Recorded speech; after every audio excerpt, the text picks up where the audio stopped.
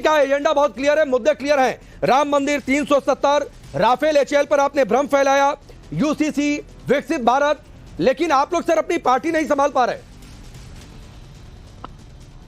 इसमें मुद्दा क्लियर क्या है, स्पष्ट बताइए। बीजेपी तो कांग्रेस की निंदा ही करेगी। आप क्या अपेक्षा करते हैं कि बीजेपी इस बात को स्वीकार करेगी कि कांग्रेस ने लोकतंत्र को बचाया?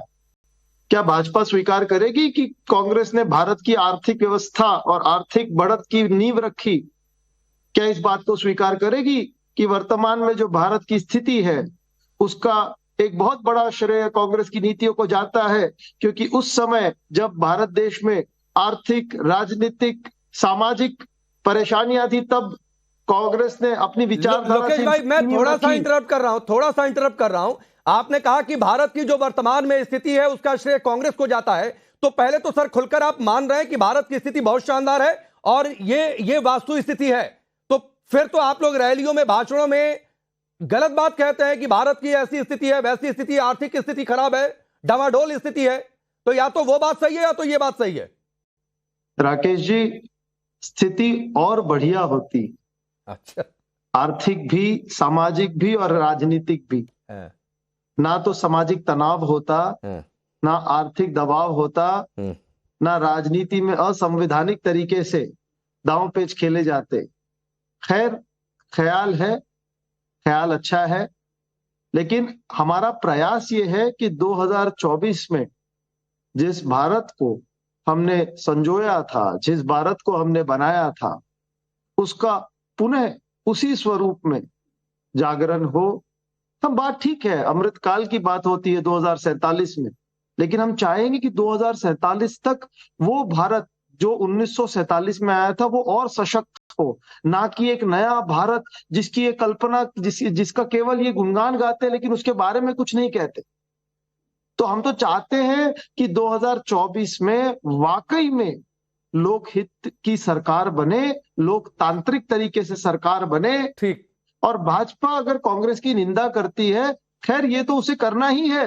नहीं, चलिए मैं आ रहा हूं लोकेश भाई, मेरा सवाल निंदा को लेकर था ही नहीं। मैंने तो मुद्दे गिनाकर पूछे कि बीजेपी ने अपने अधिवेशन से ये मुद्दे गिना दिए, भाई ये जनता के बीच इसकी चर्चा होगी, लेकिन आप लोग सर मुद्दे गिनाने की बजाय पार्टी नहीं संभाल पा रहे हैं। हर दूसरे दिन किसी बड़े नेता के बीजेपी में जाने की खबरें, किसी दूसरी पार्टी में जाने की खबरें, लड़ेंगे कैसे? मैं इस पर चर्चा करूंगा लोकेश भाई, मैं इस पर चर्चा करूंगा, लेकिन मैं जवाब दे दीजिएगा सर, रुक जाइए, बाकी मैं के पास चला जाऊंगा। नहीं, रुक जाइए अनिला जी। देखिए, अनिला, इसी बात को आप समझिए। अच्छा, 20 सेकंड में बोलिए। है कि भाजपा को कांग्रेस के नेताओं की आवश्यकता पड़ रही है, क्योंकि उसके पास नेता ही नहीं है जो उसे बता पाए आगे करना क्या है। इसलिए तो कांग्रेस के नेताओं से उनको बार बार लुभाया नहीं, दूसरा पहलू ये भी है लोकेश भाई कि उन नेताओं को कांग्रेस में अपना भविष्य नजर नहीं आ रहा होगा, इसीलिए भी वो दूसरा रास्ता देख रहे होंगे। ये भी एक पहलू है, ये भी एक आईना है। खैर, मैं इस पर विश्लेषण नहीं करूंगा। अनिला जी, आप लोग कांग्रेस में किसी नेता को नहीं छोड़ेंगे, बड़े नेता को, सब लोग आपके दरवाजे, आपके रास्ते, ये अलग ट्रेंड है।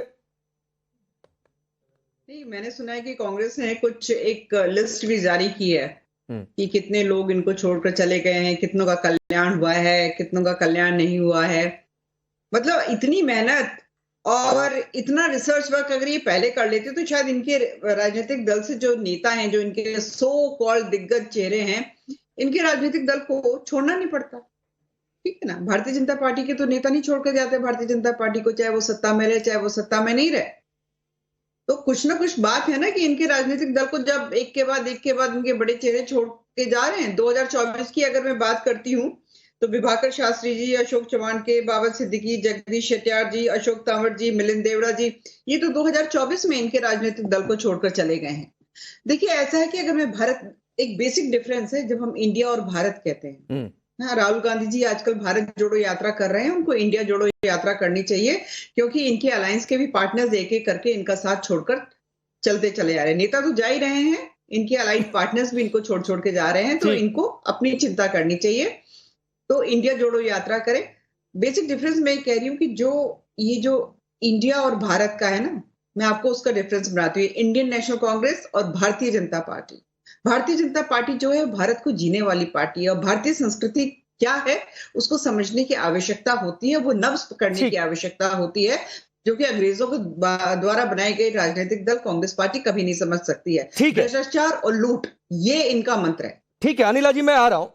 मनोज यादव जी, जो हाल कांग्रेस का अंदर है वही हाल आपके यहां भी है। बीजेपी मुद्दे गिनवा रही है। सलीम शेरवानी इस्तीफा देते हैं, आबिद रजा इस्तीफा देते हैं, स्वामी प्रसाद मौर्य इस्तीफा देते हैं। और तो और खबर यह भी आ रही है, पता नहीं कितना सच है, आप हो सकता है ज्यादा जानकारी दे दें, कि करीब 1 दर्जन विधायक आपकी पार्टी छोड़ने के लिए तैयार बैठे हुए हैं। चुनावी सीजन राकेश जी चल रहा है, जिसको आना है आएगा, जिसको जाना है जाएगा। यही तो होती है सहालक, इसी को तो सहालक कहते हैं राजनीति की। इसको आना जाना आना जाए लगा रहेगा, इसमें कोई बड़ी बात नहीं। चलिए मैं दूसरी महत्वपूर्ण बात करता हूं, चूंकि देश के प्रधानमंत्री ने आज एड्रेस किया है, और एक सबसे बड़ी बात जो एड्रेस की है वो ये की है कि भारत 2047 में महाशक्ति बन जाएगा, विश्व गुरु बन जाएगा, विकसित देश बन जाएगा। आपको याद दिलाता हूं, पूर्व के एक बीजेपी के प्रधानमंत्री थे अटल बिहारी वाजपेयी।